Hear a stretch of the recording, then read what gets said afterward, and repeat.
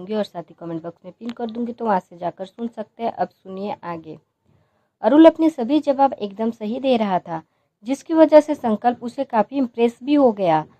वो कौन कंपनी का एक सबसे खास और बड़ा रूल ये था कि नॉलेज तो सभी के परखी जाती है, लेकिन साथ ही उनका सवाल कुछ इस तरह से होते हैं जो कि उस इंसान के अंदर की इंसानियत भी बता देती है। और यही हुआ अरुल के जवाब से। संकल्प, वेल तुम्हारे सारे जवाब बिल्कुल सही थे। जरा बताओगे कि तुम इन सब सिचुएशन के बारे में ऐसे बोल रहे हो जैसे कि ये सब तुम्हारे साथ हुआ हो। अरुल, सर मेरे साथ तो नहीं, मेरे किसी अपने के साथ ऐसा हो चुका है, इसीलिए मुझे उनकी कंडीशन का अंदाजा है। और उस सब में सोसाइटी का सपोर्ट भी जरूरी, सपोर्ट की ज़रूरत सबसे ज़्यादा होती है, बस इसीलिए। संकल्प, ओके, अब बाहर वेट करिए, रिजल्ट पता चल जाएंगे थोड़ी देर में। अरुल मुस्कुराते हुए उठा और दरवाजे की ओर बढ़ गया। तभी संकल्प पीछे से कुर्सी पर बैठे ही बोला, अरुल झट से पीछे मुड़ा और बोला, जी भाई। संकल्प जो उसे देख रहा था, लेकिन उसे एहसास हुआ उसने भाई बोल दिया तो इधर उधर देखने लगा। संकल्प उठा और उसकी ओर बढ़ा। मुझे लगा ही था ये लड़का कुछ जाना पहचाना है, बाकी का तो पता नहीं, लेकिन ये आंखें कभी भूल नहीं सकता कि तू ही मेरा भाई है ना अरुल। अरुल एक बार को संकल्प को देखने लगा, जिसे उसकी और अपनी बाहें फैलाए तो अरुल भी जाकर गले लग गया और रोने लगा। संकल्प उसके बालों को सहला रहा था, लेकिन आंखें में उसकी भी नम थी। फिर उसे ठीक से खड़े किया और उसके आंसू पोंछे। अरुल, आपने मुझे पहचान लिया? मुझे लगा। संकल्प, तुझे क्या लगा तू ये सब ड्रामे करके अनजान बनकर आएगा तो मुझे पता नहीं चलेगा कि तू कौन है? अच्छा ये सब छोड़, ये बता तू यहाँ कैसे और अपनी कंपनी छोड़कर यहाँ आने के रीजन, चाचू चाची और अरहाना कैसे है? अरुल, बस एक ही बार में इतना सवाल? यार सांस तो लेने दो बच्चे को। सब बहुत ही बढ़िया है, लेकिन क्या आप ताऊजी को मिस नहीं करते? संकल्प, मुझे उनके बारे में कोई बात नहीं करनी। अरुल, तो फिर मुझसे क्यों बात कर रहे हो? हम भी तो अलग हुए थे ना। संकल्प, लेकिन तेरी कोई गलती नहीं थी। खैर हम बाद में बात करते हैं, बाकियों को भी निपटाता हूँ। तब तक तू तीसू ऊपर के फ्लोर पे है, उससे मिल ले। अरुल, ओके, लेकिन हाँ डिसीजन फेयर ही करना। संकल्प, अपने भाई को इतना ही जानता है क्या? अरुल, नहीं इससे कहीं ज्यादा। Okay bye, be professional. Sankalp ने अरुल को जाते देखा और फिर अगले कैंडिडेट्स को बुलाने के लिए कहा। यू इंटरव्यू हो गया और बीकेन कंपनी का मैनेजर अरुल को बना दिया गया। संकल्प ने अरुल को अपने केबिन में बुलाया। टीसू से मिला तू? अरुल, नहीं, उसे फेस करने की हिम्मत नहीं हो रही। संकल्प, जो कुछ भी हुआ उससे तेरी गलती नहीं। तब तू भी बच्चा था और उस उम्र में बच्चों को अपने माँ बाप का काम मानना पड़ता है। तू अपने दिल पर बोझ मत ले, वो तुझे देखेगा तो जरूर खुशी होगा। अरुल, लेकिन मैं कैसे? संकल्प ने प्रतिष्ठ की वॉच पर लिखकर मैसेज भेजा केबिन में आने को। थोड़ी देर में प्रतिष्ठ केबिन में आया। अरुल इस वक्त संकल्प की तरफ देख रहा था, जिस वजह से ना वो प्रतिष्ठ को देख पाया और ना ही प्रतिष्ठ उसे। संकल्प, टिशू ये है, आज ये हमारे नए मैनेजर अरुल अरोड़ा। प्रतिष्ठ उसकी ओर देखकर, इनके डॉक्यूमेंट्स और डिटेल्स बता दीजिए। संकल्प ने सारे डॉक्यूमेंट्स उसकी ओर दिए। डॉक्यूमेंट्स में अरुल अरोड़ा पढ़कर थोड़ा डाउट उसे भी हुआ। फिर फादर नेम दीपक अरोड़ा और मदर नेम सुषमा अरोड़ा से एक बार उसने उस पेपर को देखा और फिर गर्दन ऊपर करके सामने बैठे अरुल को देखा। अरुल, अगर गाली वाली देनी है तो बेशक दे दे, पर देखकर भी अनदेखा तो मत कर। प्रतिष्ठ आगे बढ़कर गले लग गया। अपने बड़े भाई को गाली देकर कैसे मुंह दिखाऊंगा, और ऐसे संस्कार तो नहीं दिए गए अपने दोनों। अब दोनों ने मुझे। अरुल, किसू भाई ये टिशू है ना जो हमेशा बेवकूफों और बुद्धुओं जैसी बातें करता था? संकल्प, लेकिन अफसोस अब ये थोड़ा समझदार हो चुका है। प्रतिष्ठ दूसरी कुर्सी पर बैठकर, व्हाट डू यू मीन कि थोड़ा समझदार? मैं ऑलरेडी समझदार हूँ। अरुल और संकल्प ने हंसते हुए एक दूसरे को हाई फाई किया। प्रतिष्ठ, वैसे मेरा पार्टनर कैसा है? और आपका यहाँ आकर काम करना कुछ हजम नहीं हुआ। अरुल, आप सबके चले जाने के बाद घर में बहुत ज्यादा शांति हो गई। फिर मैंने भी बातचीत कम कर दी। पापा ने हमें अलग अलग में भेज दिया क्योंकि आप दोनों ने बिना मुझे अच्छा नहीं लगता था, इसलिए हॉस्टल में रहकर पढ़ाई करना ही बेहतर समझा। छुट्टी पर घर आकर हम मिल लेते थे और मैं अपना MBA का कोर्स खत्म करके सबसे पहले आपके पास ही आ रहा हूँ क्योंकि मुझे पापा की कंपनी में काम नहीं करना। आपकी खबर अब तक नहीं पता थी, लेकिन परसों के हुए इवेंट से पता चल गया और फ्लाइट से यहीं आ गया। संकल्प, और अगर चाचू चाची को पता चला तो? अरुल मुस्कुराते हुए, ऐसा कभी नहीं होगा क्योंकि मैंने उन्हें खुद के दम पर कोई काम करने की बात कही है तो वो मुझसे कुछ नहीं पूछेंगे। प्रतिष्ठ, लेकिन अभी तक मेरे पार्टनर के बारे में नहीं बताया आपने। अरुल, अरे भाई, तेरे पार्टनर का क्या कहूँ, वो भी बढ़िया है, पूरा नाक में दम करता है मम्मा पापा के, बहुत जिद्दी हो गया है, हर बात के लिए जिद पर अड़ा रहता है, लेकिन कहीं ना कहीं सही भी है, उनकी हरकतें ही ऐसी है तो कोई क्या करे। संकल्प, इसका मतलब वो जो कुछ भी कह रहा है वो सब जानबूझकर है। अरुल, हाँ बिल्कुल। संकल्प, तू उससे बड़ा है, थोड़ी तो अकल देता उसे, और मजे से हमें बता रहा है। अरुल, वो सिर्फ आप दोनों के कहने से ही रुकेगा। खैर, ये सब बातें होती रहेगी, आप मुझे मेरा काम बता दो, मैं पूरी कोशिश करूंगा अच्छे से करने की। संकल्प और प्रतिष्ठ मिलकर उसे काम समझा रहे थे और उसने आज से ही ज्वाइन कर दिया। दूसरी तरफ यूनिवर्सिटी में लिस्ट लग चुकी थी जिसकी इंतजार सभी स्टूडेंट कर रहे थे। हर किसी को बाहर जाना था अपने काम को करने सीखने और साथ ही भी एंजॉय करने, लेकिन सारिस्वी सिर्फ इसी सोच में थी कि उसका नाम आउट ऑफ स्टेट के लिस्ट में ना हो। सभी भी बहुत खुश हो रहे थे जो अपना नाम देख रहे थे। किसी का नाम लखनऊ, दिल्ली, मुंबई, चेन्नई, मद्रास के शहर में बड़ी बड़ी कंपनी में आया। सारिस्वी छोटे छोटे कदमों के साथ लिस्ट तक पहुंची। लिस्ट को देखने से पहले उसने बाकी स्टूडेंट को देखा, फिर एक गहरी सांस छोड़कर लिस्ट में अपना नाम और रोल नंबर देखा जिसके लिए उसे राजस्थान शहर में जाना था। वहीं पर उसे किसी का धक्का लगा तो वो बाहर की ओर प्रतिष्ठा के पास चली गई जो कि इस वक्त कानों में हेडफोन डाले कुछ सुन रही थी। सारिस्वी उसी के पास बैठ गई और गर्दन झुका ली। अब क्या करूं, मुझे नहीं जाना है दूर, लेकिन बड़ी कंपनी में काम करने का मौका भी नहीं छोड़ सकती, क्या करूं, कुछ भी समझ नहीं आ रहा। तभी उसे अपनी क्लास के कुछ दोस्त दिखे जो कि डिस्कशन कर रहे थे और सब लोग तकरीबन खुशी थे। वो उठी, अंदर जाकर उसने प्रोफेसर से बात की, किसी और को उसकी अपॉर्चुनिटी दे दे और वो वहीं पर रहकर काम कर ले, और साथ ही उसे अपनी बहन के बारे में भी बताया, लेकिन वो नहीं माने। इसी वजह से वो हताश और निराश के साथ प्रतिष्ठा को लेकर वहां से निकल गई। बीकेन कंपनी में सारा काम अरुल को समझाकर वो दोनों निकल गए। संकल्प ने गाड़ी स्टार्ट की। आज तो दोनों बहुत ही ज्यादा खुश थे अपने भाई से मिलकर, वो भी इतने सालों बाद, और उसे रेस्टोरेंट में लड़की से अब मिलने जाना था।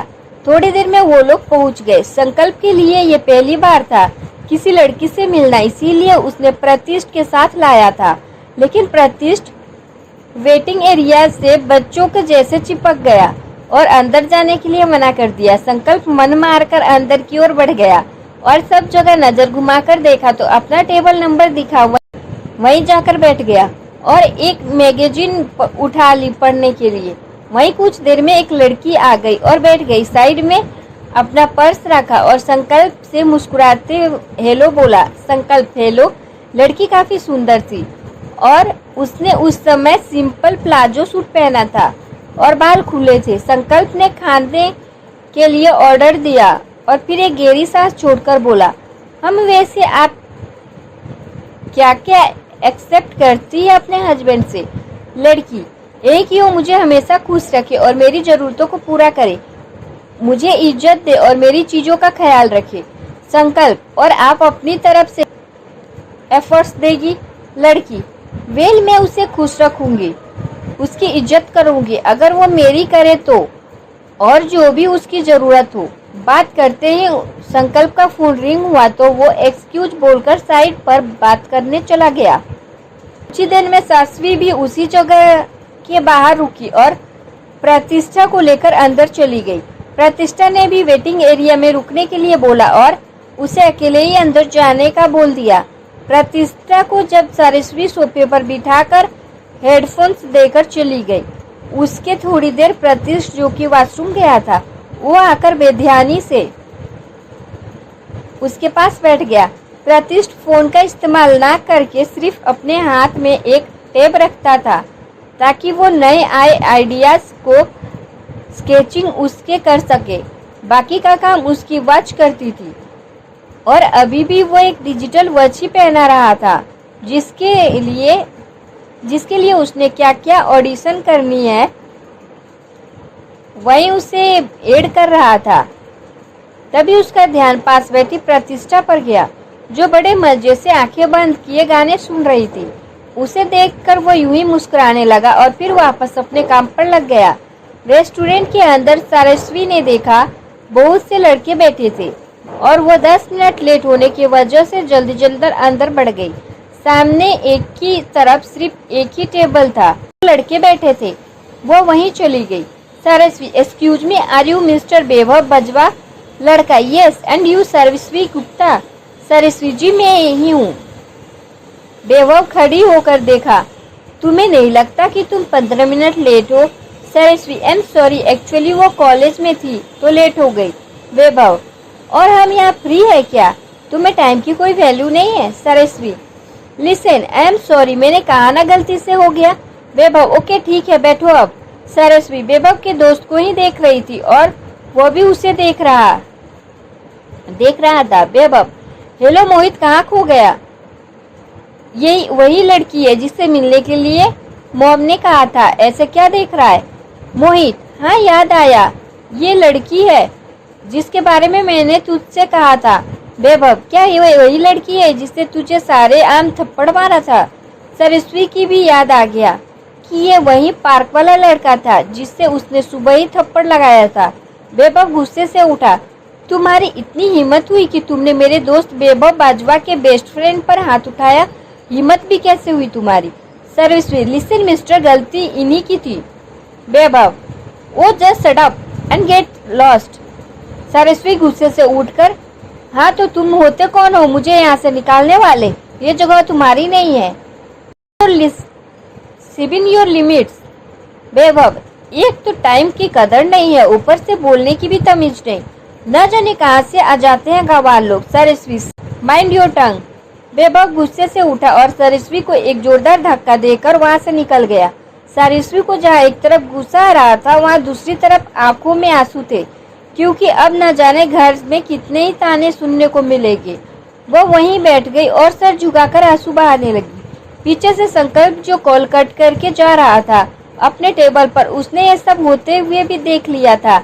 उसे थोड़ा बुरा भी लगा लेकिन वो यूं ही बीच में नहीं आ सकता था, इसीलिए वो अपने टेबल पर चला गया। बाहर प्रतिष्ठ बैठे हुए बस प्रतिष्ठा को ही देख रहा था और बीच बीच में मुस्कुरा भी रहा था। थोड़ी देर में सरस्वी आई और प्रतिष्ठा को साथ लेने लगी तो वो बोली, दे यार, बड़ी भूख लगी है, कुछ खाकर चले क्या? सरस्वी, चल ठीक है कहकर उसे अंदर ले गई। अंदर एक टेबल के पास दोनों बैठ गई और खाने का ऑर्डर किया। प्रतिष्ठा, अच्छा दी, कैसा रही आपकी मीटिंग? सरस्वी, कुछ खास नहीं, मुझे पसंद नहीं आया वो लड़का, इसलिए मैंने उसे साफ मना कर दिया। प्रतिष्ठा, अच्छा तो अब मामा पापा से क्या कहोगे? सरस्वी, वो छोड़, ये खाना खत्म कर फिर घर चले, मुझे घर जाना है, कुछ काम है। प्रतिष्ठा और सरस्वी ने खाना खत्म किया और उठे। प्रतिष्ठा निकली बाहर की और सामने की तरफ से संकल्प और वो लड़की आ रहे थे और एक तरफ से वेटर जूस लिए हुए बढ़ रहा था। प्रतिष्ठा की टक्कर वेटर से हो गई और सारा जूस संकल्प की शर्ट से गिर गया। सरस्वी जल्दी से प्रतिष्ठा के आगे आ गई। संकल्प और वो लड़की बस हंसते हुए बातें ही कर रहे थे तो उन्हें नहीं पता हुआ, लेकिन जूस गिरने पर सामने देखा तो सरस्वी गर्दन झुकाए खड़ी थी तो सबको लगा जूस उसी से गिरा है। लड़की पहले तो उस वोटर पे चिल्लाई और बोली, देखकर नहीं आ सकते थे अब वो इनकी सारी शॉट खराब कर दी। सरस्वती, देखिए इनकी गलती नहीं है, वो मुझसे टक्कर हो गई, अब जाइए। लड़की, हाँ तो तुम ये दो भगवान ने दी है, उसका इस्तेमाल नहीं कर सकती थी? इतनी महंगी शॉट खराब कर दी ना, अब नुकसान कौन भरेगा? संकल्प अभी भी बस सारस्वी को ही देख रहा था, जो सर झुकाए थोड़ा थोड़ा जवाब दे रही थी। तभी उसकी नजर पीछे खड़ी प्रतिष्ठा पर गई, कि डरी हुई खड़ी थी। संकल्प ने सारा माजरा समझ आ गया। संकल्प उससे लड़की से, तुम चलो, मुझे कुछ जरूरी काम है, हम फिर मिलेंगे। लड़की, लेकिन आपकी शॉट। संकल्प, आई विल मैनेज यू, मैं गो। वो लड़की चली गई। संकल्प और सारस्वी अब एकदम सामने थे एक दूसरे के। संकल्प, अब इस शर्ट का क्या करूं? ये तो खराब हो गई। सारस्वी, आई एम सॉरी, मैं क्लीन कर देती हूँ। संकल्प ने कुछ भी नहीं बोला, बस उसे ही देख रहा था। सारस्वी वेटर से, एक्सक्यूज मी, यहाँ वॉशरूम कहाँ है? वेटर ने एक तरफ इशारा कर दिया। सारस्वी संकल्प से, चलिए। संकल्प वॉशरूम के डायरेक्शन में बढ़ गया, लेकिन थोड़ा पीछे मुड़ा तो देखा सारस्वी प्रतिष्ठा को कुछ समझाकर कुर्सी पर बिठा रही थी और फिर उसे अभी आई कहकर चली पड़ी। संकल्प आगे आगे और सारस्वी पीछे पीछे। बीच में ही उनका फोन बजा, जो उषा जी का था। उसने फोन उठा लिया। ना जाने भगवान भी किस जन्म का बदला ले रहा है, जो ऐसी औलाद दे दी। अरे अपनी इज्जत की कोई फिक्र नहीं थी तो कम से कम अपने पापा का तो कर लेती, लेकिन नहीं, तुझे कहाँ चैन है। एक ने भगवान को ऐसी सजा दे दी, अब उसका कुछ नहीं होगा। वो परेशानी अलग, और दूसरी तो हमें जीते जी मारने पर तुली हुई है, वो परेशानी अलग। सारस्वी, मम्मा मैं आपसे बाद में बात करती हूँ, अभी बिजी हूँ। उषा जी, हाँ रह ले, तू बिजी ही, मेरी बात तो कोई फर्क नहीं पड़ता। सारी जिंदगी उसे अपने साथ लेकर घूमती रहना, समझी? सारस्वी ने फोन कट कर के 2 मिनट तक फोन को घूरा, फिर संकल्प के पीछे पीछे चल दी। रास्ते से टिश्यू भी मांग लिए वेटर से। संकल्प चुपचाप जाकर वॉशरूम में खड़ा हो गया। सारस्वी अंदर आई और बस भूत बनी खड़ी हो गई। संकल्प, एक्सक्यूज मी, मैं इतना फ्री नहीं हूँ, जल्दी करोगी?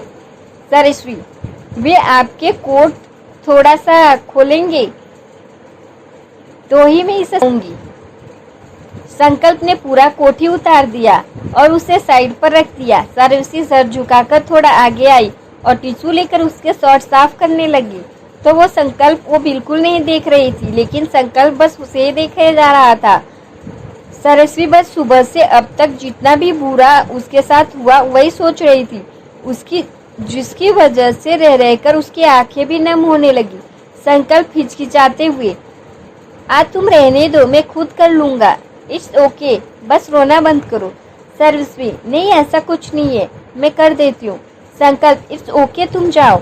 सारस्वी बाहर चली गई और संकल्प उसे जाते हुए देखता रहा। सारस्वी प्रतिष्ठा को लेकर घर को चली गई और संकल्प भी बाहर आया और प्रतिष्ठा उसका इंतजार कर रहा था। संकल्प, चले ब्रो? प्रतिष्ठा, वो थैंक गॉड जो आप आ गए, मुझे लगा इधर से अंदर तो लड़की देखने गए थे, लेकिन शायद परमला वगैरह में ही बाहर आओगे। संकल्प ने उसे घूरा और बाहर निकल गया। पीछे पीछे प्रतिष्ठा भी उसी के साथ निकल गया। सारस्वी और प्रतिष्ठा अपने घर पहुंच गई और जल्दी जल्दी से घर में घुस गई। उषा जी अभी तक उनके आने का खबर नहीं लगी थी। तकरीबन शाम के समय उन्हें पता चला कि वो दोनों आ चुकी है, पर अब भी वो शांति थी। कुछ देर में अविनाश जी आ गए। सब लोग खाने पे मिले, लेकिन अब तक बस शांति छाई थी। अविनाश जी, हम तो क्या फैसला लिया सरू तुमने? उषा जी, अरे ये क्या फैसला लेगी, उस लड़के ने ही मना कर दिया, ये कहकर कि लड़की बिल्कुल भी तमीज नहीं है। सारस्वी, मम्मा हमेशा एक तरफा सुना हुआ सही नहीं होता, आपने उनकी ही बात सुनी, लेकिन मेरा क्या? मुझसे भी पूछा कि हुआ क्या? अरे वो क्या मुझे तमीज की पाठ पढ़ाएगा, उसे भी रद्दी भर की तमीज नहीं। भरे पूरे रेस्टोरेंट में इतनी इंसल्ट की, उसका क्या? लड़की की बात कैसे करे ये तक पता नहीं। अरे वो क्या मना करेगा, मैं ही मना कर दूं? उषा जी कुछ बोले उससे पहले अविनाश जी बोले, ठीक है, होता रहता है, ये सब कुछ नहीं होता। तुम अभी अपनी पढ़ाई पर ध्यान दो। उषा जी, हाँ चढ़ा लो सर पर। जब सारी उम्र घर पर पड़ी रही तो कहना, क्या खराबी थी लड़के में? बड़े घर से अच्छा परिवार और चाहिए ही क्या? अविनाश जी, खैर जो भी हो, अब तुम्हारा एंड हो गया है तो आगे क्या करने का इरादा है सारू? सारस्वी, अभी हमारे लिए इंटर्नशिप प्रोग्राम की ट्रेनिंग का मौका मिला है, अब हमें वो करनी है। अविनाश जी, अरे वाह, ये तो अच्छी बात है, अच्छे से ट्रेनिंग करना। सारस्वी, लेकिन मैं सोच रही हूँ कि मैं अपना नाम कटवा दूँ। अविनाश जी, और ये बेवकूफ़ी किस वजह से कह रही हो? सारस्वी, क्योंकि मुझे राजस्थान की कंपनी ऑफर मिला है और और मैं प्रतिष्ठा को छोड़कर नहीं जाना चाहती। उषा जी, इसका मतलब पढ़ाई में अब तक जो खर्चा हुआ वो सब बर्बाद। दिमाग ठिकाने है या नहीं? तुझे अच्छे से मालूम है ना कि हम लोग साधारण से लोग हैं। तेरे पापा एक सरकारी एम्प्लॉय है, ऊपर से प्रतिष्ठा की आंखों में इलाज है। में हमने कितने सारे लोन लेकर रखे हैं, साथ ही तेरी पढ़ाई का खर्चा, और अब तू तुम्हारे सुनहरे मौके को उजाड़ने दे रही है। अविनाश जी, देखो सारू, मुझे नहीं लगता तुम्हें ये मौका छोड़ना चाहिए, वरना सब वेस्ट हो जाएगा। प्रतिष्ठा की चिंता मत करो, हम देख लेंगे, तुम जाओ। उषा जी, हम भी इसके माँ बाप है, कोई दुश्मन नहीं, इसलिए हमें सिखाने की जरूरत नहीं। सारस्वी सब काम समेटकर कमरे में चली गई, लेकिन उसी उधेड़ बुन में थी, जाना चाहिए या नहीं। लेकिन आखिरी है तो वो प्रतिष्ठा के माता पिता, और इतनी बड़ी कंपनी का काम करने का मौका दोबारा नहीं मिलना, इसीलिए उसने जाने का फैसला कर लिया। अगले दिन सबकी सेम रूटीन थी। सारस्वी अपनी एप्लीकेशन देने अपने प्रोफेसर के पास गई और उसे जानकारी मिली कि अगले दिन ही उसे निकलना होगा, वो भी 30 दिन के लिए। घर आकर उसने सारी तैयारी की, मन तो बिल्कुल नहीं था उसका जाने के लिए, फिर प्रतिष्ठा ने भी उसे जाने के लिए मना ही लिया। अगले दिन उसके पापा उसे रेलवे स्टेशन तक छोड़ने आए और ट्रेन राजस्थान के लिए निकल गई। उसका मन हो रहा था कि कुछ भी करके अपना जाना कैंसिल करा दे, लेकिन शायद इसी मोड़ से सबकी जिंदगी बदलनी लिखी थी। वीकेंड कंपनी में सब लोग एक नए प्रोजेक्ट के जोर शोर से काम कर रहे थे। दूसरी तरफ प्रतिष्ठा तो अब कमरे से बाहर भी नहीं आती थी।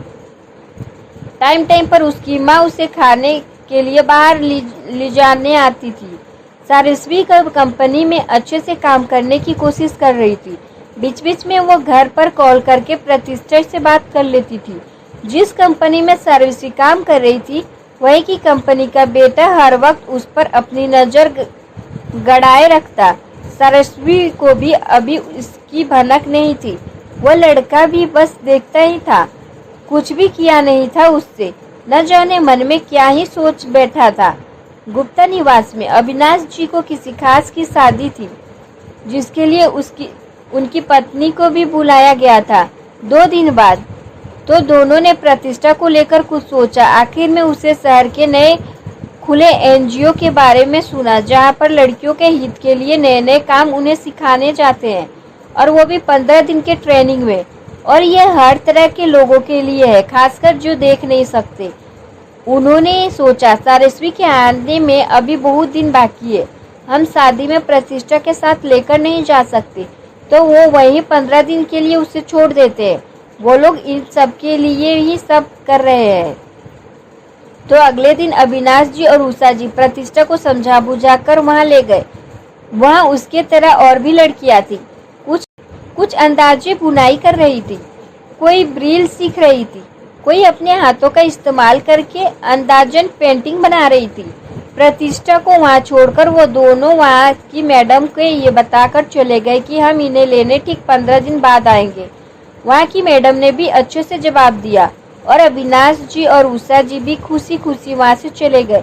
प्रतिष्ठा को एक लड़की के जरिए उसके कमरे तक भेज दिया गया।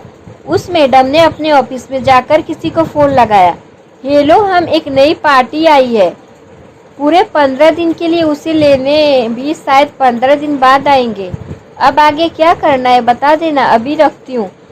प्रतिष्ठा इन नए माहौलों में थोड़ी सहमी हुई थी। बेशक आंखों से वो देख नहीं सकती थी, लेकिन बाकी के सेंस उसे किसी अनहोनी का और इशारा कर रहे थे। अविनाश जी और वर्षा जी इस बात से खुशी से चलो, प्रतिष्ठा कुछ सीख भी लेगी और वो लोग शादी से भी हो जाएंगे। प्रतिष्ठा से सब लोग बातचीत से अच्छे से करते थे। कमरे में बैठे हुए ही उसे दरवाजे की आवाज सुनाई दी, फिर किसी के चलने की भी, और थोड़ी देर बाद आवाज बंद हो गई। प्रतिष्ठा, कोई है क्या यहाँ पर? कोई है क्या यहाँ पर? एक लड़की बोली। मैं हूँ। प्रतिष्ठा, आप कौन? लड़की, मेरा नाम आरिणी है और मैं अभी अभी यहाँ आई हूँ। तुम यहाँ पर कब से हो? प्रतिष्ठा, मैं आज आई हूँ। और आप यहाँ कैसे? मतलब आपके भी मम्मी पापा ने ही आपको यहाँ तक छोड़ा? आरिणी, नहीं, मेरे परिवार में कोई नहीं है। मैं यूं ही भटक रही थी तो किसी ने मुझे यहाँ तक छोड़ दिया। वैसे तुमने तो अपना नाम नहीं बताया। प्रतिष्ठा, आपसे बात करके अच्छा लगा। मेरा नाम प्रतिष्ठा है। मुझे पता नहीं क्यों बहुत ज्यादा घबराहट सी हो रही है। आरिणी, मुझे भी कुछ ऐसा ही लग रहा है। हम दोनों हैं ना साथ, फिर घबराने की कोई बात नहीं। तुम मुझे अपनी बहन जैसे मान सकती हो। प्रतिष्ठा, थैंक यू। दोनों अपने अपने बिस्तर पर लेट गई। अब काफी रात हो चुकी थी। खाना सबके कमरे तक दिया गया और सब लोग सो गए। कमरे में 2-2 लड़कियां थी और कुल मिलाकर 30-50 लड़कियां वहां मौजूद थी। आरिणी काफी सुंदर थी, बस वो भी देख नहीं सकती थी और उसका आगे पीछे भी कोई नहीं था, तो प्रतिष्ठा की उसके साथ अच्छी बनी। रात में जब सब लोग सो गए तो वहां के ऑफिस की रिंग बजी। वहां की मैडम वही मौजूद थी। उसने फोन उठा लिया। आज 2 लड़कियां आई है तो ही बला की खूबसूरत, पर एक के माँ बाप है। वो पहले आई, उसे कुछ दिन बाद भेजेंगे। पहले उसे भेजते हैं जिसके आगे पीछे कुछ नहीं। अगर उसे कुछ भी हो गया जाए तो भी किसी को कोई शक नहीं पड़ेगा। तो बताओ कब आ रहे हो उसे लेने? वहां से कुछ कहा गया और फिर यहाँ से वो औरत बोली, ठीक है, सब लोग बेहोश हो चुके हैं। लड़की भी तैयार है, जल्दी ही भेजो। और हाँ, पेमेंट मत भूलना। वो औरत बाहर आई, उसके काम करने वाले सभी लोगों को बुलाया। आज आई हुई दूसरी लड़की उसे लेकर जाना है। उसकी डिमांड है, खाने में अच्छे से दवाई मिलाई है ना? आदमी, जी मैडम, उसके साथ रात भर क्या होगा इसकी भनक किसी को नहीं होगी। अगली सुबह ही नींद खुलेगी, तब तक उसके साथ क्या हुआ किसी को तो क्या, उस लड़की को भी पता नहीं चलेगा। औरत, ठीक है, जाओ उसे ठीक से बाहर लेकर आओ। खूबसूरती देखकर खुद मत भाग जाना। वो 2 आदमी गए और प्रतिष्ठा को बेड के पास सो रही आरिणी को गोद में उठाया और बाहर आ गए। कुछ देर में एनजीओ से बाहर एक वैन आकर रुकी। उन आदमियों ने आरिणी को गाड़ी में डाला तो औरत बोली, थोड़ी नाजुक लगती है लेकिन खूबसूरती बहुत है, इसलिए आज पैसे भी ज्यादा लूंगी। और हाँ, जल्दी ही छोड़ देना वापिस, सुबह होने से पहले। वैन में बैठा आदमी बोला, जल्दी होश में तो नहीं आएगी ना? औरत, जिसकी फिक्र तुम मत करो, मैं ये आज नहीं काफी समय से करती हूँ। अब निकलो, इससे पहले कोई देख ले। उस आदमी ने कुछ पैसे दिए और वो वैन आरिणी को लेकर निकल गई। दूसरी तरफ बीकेन कंपनी में स्टाफ सारा जा चुका था। बचे थे सिर्फ प्रतिष्ठा, अरुल, संकल्प, जो किसी गहरी सोच में डूबे थे। संकल्प, ये सब लोग ऐसा ही करते हैं। सरकार से पैसे ऐंठने के नाम पर हर कोई ऐसी संस्था खोलकर बैठ जाता है और फिर लड़कियों और बच्चों के साथ ऐसी शर्मनाक हरकतें करते हैं। मेरी खबर ने मुझे बताया कि एड्रेस दिखाकर इस फैक्ट्री में ये सब होता है। इसका मालिक हर रात अलग अलग लड़कियों को मंगवाता है। आज भी जरूर कोई ना कोई इसका शिकार बनेगी। इससे पहले हमें कुछ करना होगा। प्रतिष्ठा, लेकिन इनके खिलाफ सबूत कैसे लाएंगे? संकल्प, उसके लिए हम में से किसी का वहाँ रेगुलर कस्टमर बनना पड़ेगा, तभी हम कुछ कर सकते हैं। जोखिम से भरा है, लेकिन उन लड़कियों को बचाना भी पड़ेगा। प्रतिष्ठा, सबूत भी लाना है तो एक दिन करके हमें वहां जाना होगा। अरुल, तो ठीक है, आज की रात मैं जाऊंगा। संकल्प, अपने गुस्से पर काबू रखना और अपना ध्यान भी रखना। अरुल, आप दोनों घर जाइए, ताई जी आपका वेट कर रही होगी। मैं भी वहाँ के लिए निकलता हूँ और आपको अपडेट देता रहूँगा। मेरा फ़ोन ऑफ रहेगा। घर के रास्ते पर पहुँचकर फ़ोन करूँगा। प्रतिष्ठ, भाई ख्याल रखना अपना। तीनों भाई गले मिले और अरुल अपनी कार लेकर उस ठिकाने पर चला गया जिस फैक्ट्री में रात के समय एक रात बिताने के लिए लड़कियां की बोली लगाई जाती है। कुछ देर में वो उस फैक्ट्री से बाहर था। बाहर और भी गाड़ियां थी। अंदर जाने पर देखा तो लोगों को लगता था जैसे लड़की ना कोई करोड़ों का सामान हो। अरुल भी जाकर उनके बीच बैठ गया। एक एक करके बोली लगाई गई और सबसे बड़ी रकम अरुल देने को तैयार हो गया। अरुल पैसे की गाड़ी देखकर उस आदमी से, लड़की तो सुंदर है ना? आदमी, साहब एकदम मस्त है, आज आए हैं। अब तो आप रोज आएंगे, देखिएगा। अरुल, कहाँ है लड़की? आदमी, चलिए आप उस कमरे में छोड़ देते हैं। अरुल, नहीं, सिर्फ रास्ता बताओ, मैं अकेला चला जाऊंगा। आदमी, यह हमारा नियम है, आपको अकेले नहीं जाने दे सकते, आपको मेरे साथ ही चलना होगा। अरुल पीछे पीछे पसीने से लथपथ उस आदमी के चल रहा था। अरुल को अंदर से घबराहट सी हो रही थी, लेकिन मासूम लड़की के साथ होने वाले अत्याचार को रोकने के लिए उसे यहाँ तक आना पड़ा।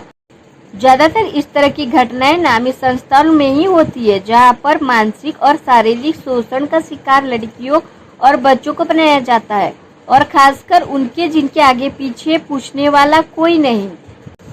अरुल के शर्ट के बटन की जगह पर स्पाई कैमरा था, जिसके आसपास का सब कुछ कैद होता जा रहा था।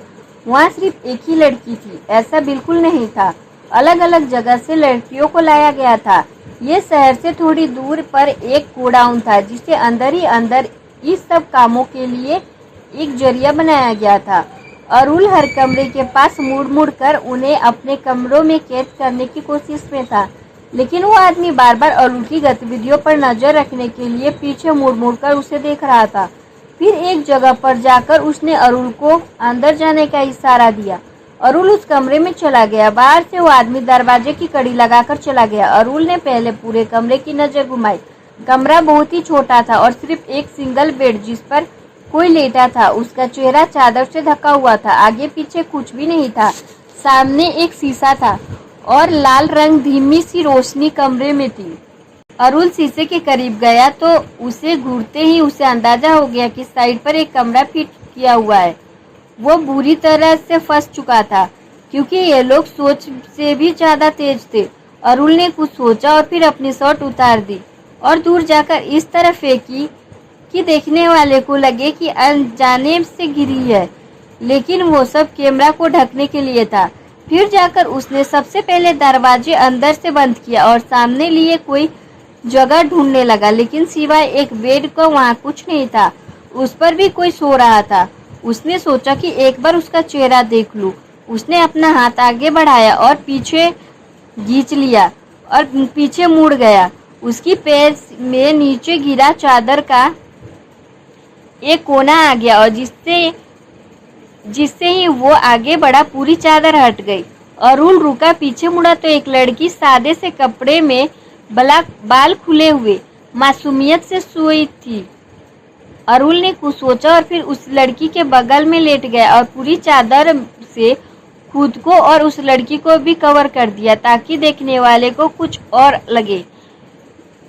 यूं ही आधी सुबह हो गई और कमरे का दरवाजा खटखटाने का आवाज आई। अरुल झट से उठा और सब जगह थोड़ा बहुत बिगाड़कर उस लड़की को कपड़े को भी अस्त व्यस्त करके दरवाजा खोला।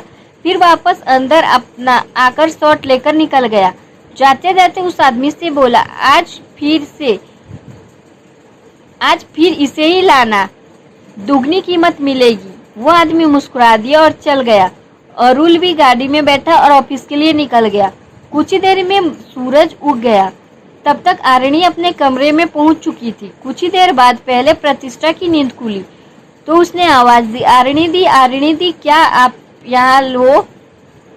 तब तक बाहर से एक लड़की आ गई और उसने प्रतिष्ठा को मदद की और बोला, वो अभी सो रही है, उसे आराम करने दो, मैं तुम्हें वॉशरूम तक छोड़ देती हूँ। प्रतिष्ठा को उसके कपड़े पकड़ाकर और टॉवल कहाँ है, कौन सी चीज कितनी दूरी पर है, सब समझाकर बाहर चली गई। कुछ देर में आरिणी की नींद खुली। उसने झट से आंखें खोली, आगे पीछे नजर घुमाई और उठकर बैठ गई।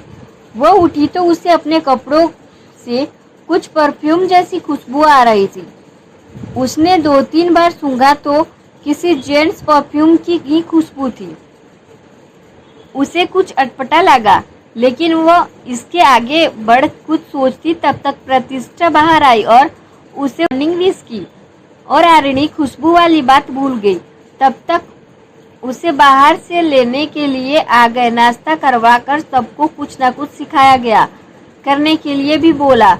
अरुल ऑफिस पहुंचा और सीधा केबिन में चला गया। कुछ वक्त के बाद संकल्प और प्रतिष्ठा भी आ गए और उससे क्या हुआ वह सब कुछ उसने भी आगे पीछे के बारे में सब बता दिया और आज रात फिर से जाने का बात की। राजस्थान में सुबह सुबह सारस्वी ने अपने पापा को फोन लगाया। उनके फोन उठाना पर नॉर्मल बातचीत के बाद सारस्वी ने प्रतिष्ठा से बात करवाने के लिए कहा तो उन्होंने टाल दिया, ये कहकर कि वो सो रही है। पूरे दिन सारस्वी फोन करके पूछती रही प्रतिष्ठा के बारे में, पर उसकी एक बार भी बात नहीं हुई। रात हुई, सब लोग को खाना दिया गया। सभी लड़कियों के खाना खाया। प्रतिष्ठा के साथ आरिणी भी खा रही थी, लेकिन उसने अभी थोड़ा ही खाया था। तब तक वो जो आदमी सब पर नजरें रखा था उसे किसी ने बुला लिया। वो दूसरी दिशा में बढ़ गया। तभी एक लड़की पास से गुजर रही थी, जिसके पैर से ठोकर से आरिणी का सारा खाना गिर गया तो उसने उठाकर यूं थोड़ी दूरी पर फेंक दिया। सब लड़कियां अपने अपने कमरे में जाकर सो गई या ये कहे कि बेहोश हो गई, क्योंकि दवाई का असर आधे 15 मिनट से लेकर आधे घंटे में होता है। वहाँ काम कर रहे आदमियों ने चेक किया, सब लड़कियां बेहोश थी। वेन के आने की आधी रात के करीब वही वेन आई और आरिणी को लेकर चली गई। दूसरी तरफ से अरुल भी कल की तरह निकल चुका था उसी लड़की से मिलने। अरुल की दोगुनी कीमत थी। आज भी हर जगह जाकर देखा और सब कुछ कमरे में कैद कर लिया। उसके बाद सेम कॉल वाले कमरे में उस आदमी ने अरुल को छोड़ा और बाहर से दरवाजा बंद कर निकल गया। अरुल ने आज भी कल की तरह शॉट निकाला और कैमरा पर फेंक दी और चादर ओढ़कर लेट गया और पास लेटी उस लड़की को निहारने लगा। हालांकि न उसने उसे कल टच किया था। इस वक्त कुछ देर तक वो उसे निहारता रहा तो उसने देखा उस लड़की की आंखें धीरे धीरे फड़फड़ाने लगी, यानी कि वो जग रही थी। अरुल सोचते हुए अगर इसने जाकर चिल्लाना शुरू कर दिया तो सारी गड़बड़ हो जाएगी। किसी तरह से उसे सारा प्लान बताना पड़ेगा। उसके पहले उसके मुंह तो बंद करूं। अभी उस लड़की की आंखें धीरे धीरे खुलने लगी, लेकिन उससे पहले ही अरुल उसके ऊपर हो गया और उसका मुंह अपने हाथ से पूरे तरह बंद कर दिया। किसी तरह से इसे भी सारा प्लान बताना पड़ेगा। उससे पहले उसका मुंह तो बंद करूं। अभी उस लड़की की आंखें धीरे धीरे खुलने लगी, लेकिन उससे पहले ही अरुल उसके ऊपर हो गया और उसके मुंह को अपने हाथ से पूरी तरह बंद कर दिया। किसी के इस तरह से दबाव से उस लड़की ने झट से आंखें खोल दी। सामने अरुल उसके ऊपर था पूरी तरह से। उस लड़की ने आंखें डर से और बड़ी हो गई। वो सामने मचलने लगी, कभी गर्दन इधर कभी उधर करने लगी, लेकिन अरुल तो झुका तो था, वो बिल्कुल नहीं हिला। दोनों ही एक दूसरे की आंखों में कुछ देर देखते रहे। फिर अचानक ही उस लड़की ने आंखें बंद कर ली और उसकी आंखों की कोरों से आंसू बहकर तकियों को भीगने लगे। अरुल ने उसे देखा और बोला, देखो रो मत, तुम्हारे साथ कुछ नहीं हुआ है, मैंने कुछ नहीं किया है और अब मैं हाथ हटा रहा हूँ, लेकिन तुम बस चिल्लाना मत, वरना बाहर सबको शक हो जाएगा। अरुल ने हाथ हटा दिया तो वह लड़की बोली, अगर कुछ नहीं किया तो हम दोनों या इस तरह क्यों हैं और आप मेरे ऊपर क्यों चढ़े थे और आप हैं कौन और मैं कहाँ हूँ? मैं तो अपने कमरे में थी, खाना खाने के बाद सो रही थी। अरुल, मेरा नाम अरुल है। हम दोनों इस वक्त शहर से थोड़ा दूर एक गोडाउन में हैं, जहाँ पर अलग अलग एनजीओ से लड़कियों को हर रात लाया जाता है बेहोश करके। उनमें से तुम भी हो। मैं कल भी आया था यहाँ। मुझे इन सब के खिलाफ सबूत इकट्ठा करने हैं, इसीलिए यहाँ आना पड़ा। कल तो मैं तुमसे अचानक मिला था, पर आज खैर तुम्हारा नाम क्या है? लड़की, मेरा नाम आरिणी है। अब हम यहाँ से बाहर कैसे निकलेंगे? मैं कहाँ फंस गई, अब क्या करूँ, मुझे कौन बचाएगा? अरुण, क्या मैं तुम्हारी साइड में लेट जाऊँ?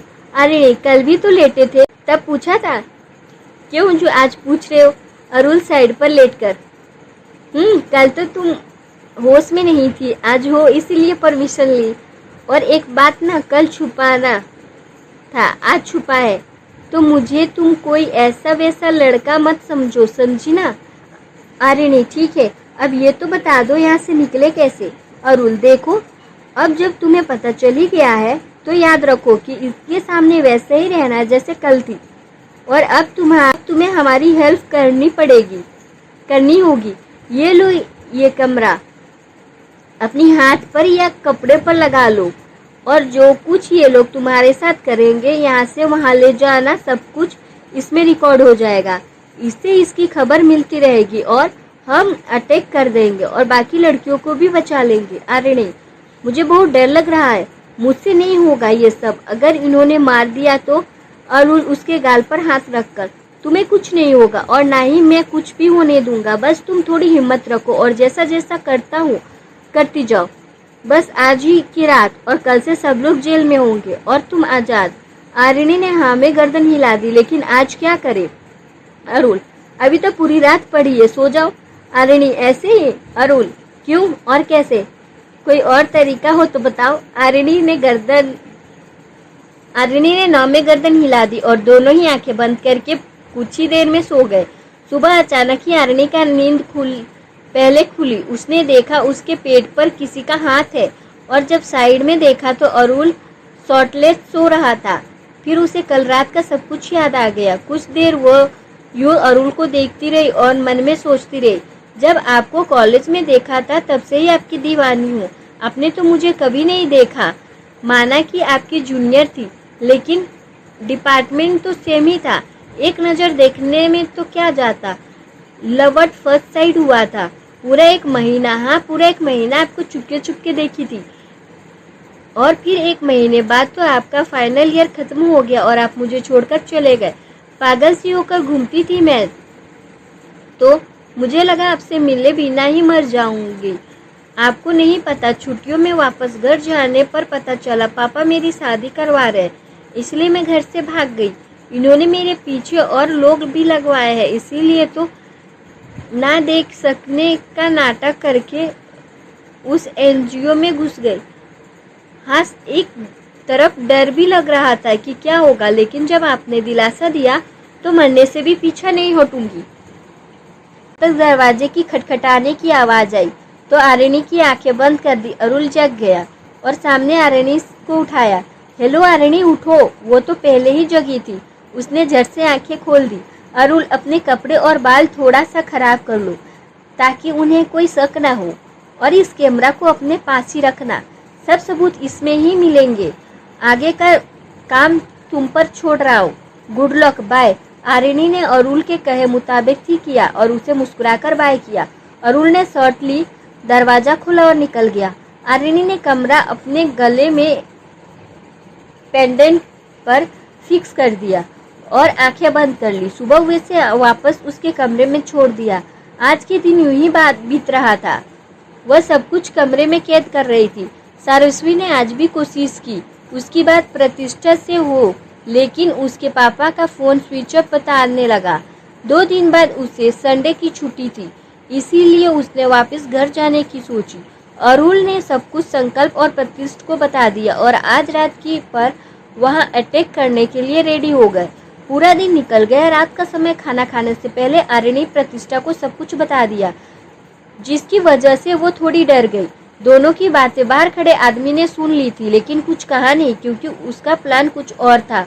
दोनों ने बाहर आकर अपना खाना खाया नहीं और छुपा दिया, जबकि उनकी हर चाल पर सबकी नजर थी। रात को फिर से वैन आई और आरिणी के साथ साथ आज प्रतिष्ठा को भी ले गए। अरुण और प्रतिष्ठा भी चुपके चुपके बाहर पहुंच गए। उन दोनों ने भी दोनों लड़कियों को वैन से बाहर निकालकर अंदर की ओर ले जाते हुए देखा। आगे आगे बढ़कर उन्होंने देखा कि कुछ लोग एक कमरे में बातें कर रहे थे कि उन दोनों लड़कियों को सब पता चल गया है, इसीलिए उन्हें जबरदस्ती बेहोशी का इंजेक्शन देकर मंडप में बिठाओ। 2 बहुत ही बड़े फॉरेन क्लाइंट्स आ रहे हैं इनसे शादी करने, वो उन्हें अपने साथ ही ले जाएंगे, किसी को कुछ पता लगने का झंझट ही नहीं होगा। वो दोनों क्लाइंट्स पीछे से ही आएंगे, ये सबसे बड़ी बात है। अरुल और प्रति सुनते ही शॉक हो गए। वो दोनों उस कमरे में गए जहां उन दोनों को लेकर गए। बाहर जाकर देखा तो दोनों छटपटा रही थी, लेकिन उन्हें इंजेक्शन दे ही दिया गया। प्रतिष्ठ अंदर जा रहा था, लेकिन अरुल ने उसका हाथ पकड़कर उसे रोक दिया और आगे पीछे देखकर सिर्फ ओठ हिलाकर अपना प्लान समझा दिया, क्योंकि प्रतिष्ठ लिफ्ट रीडिंग जानता था और दूसरा ये किसी और को पता भी नहीं चला। वह दोनों वापस मुड़ गए उसी कमरे की ओर। अंदर फॉरेन क्लाइंट्स आने वाले थे तो वो दोनों चुप गए। थोड़ी देर में वो दोनों आए। प्रतिष्ठ और अरुल ने उन पर हमला कर दिया और उनके कपड़े पहनकर बाहर निकलते हुए तो आगे से 2 और आदमी आ रहे थे, जो कि सिर्फ वही थे, फॉरेन क्लाइंट्स के जानने वाले। उन्हें भी मारकर बेहोश कर दिया गया और पूरे फॉरेनर गेटअप लेकर बाहर चले गए। बाहर मंडप सजा ही था और दोनों लड़कियों को बेहोशी की हालत में ही थोड़ा बहुत सजा धजाकर बैठाया गया था और इसी के साथ विधि शुरू हो गई। और वहां मौजूद पंडित के कहे अनुसार दोनों के सिंदूर लगाया, मंगलसूत्र पहनाया और फिर फेरे वगैरह सब खत्म करके शादी हो गई, अरुल की आरणी से और प्रतिष्ठ की प्रतिष्ठा से। तब तक वो आदमी बोले, अच्छा अब आपको जल्द से जल्द निकलना चाहिए, उससे पहले कोई आ जाए। और हाँ, कोई पूछे तो फोटो शादी सबूत के तौर पर दिखा लेना, जल्दी ही सर्टिफिकेट भी मिल जाएगा, लेकिन अभी इससे कम चलकर बॉर्डर पार कर जाओ। तभी पीछे से पुलिस ने अटैक कर दिया और उन सबके साथ संकल्प भी वहां पहुंच गया।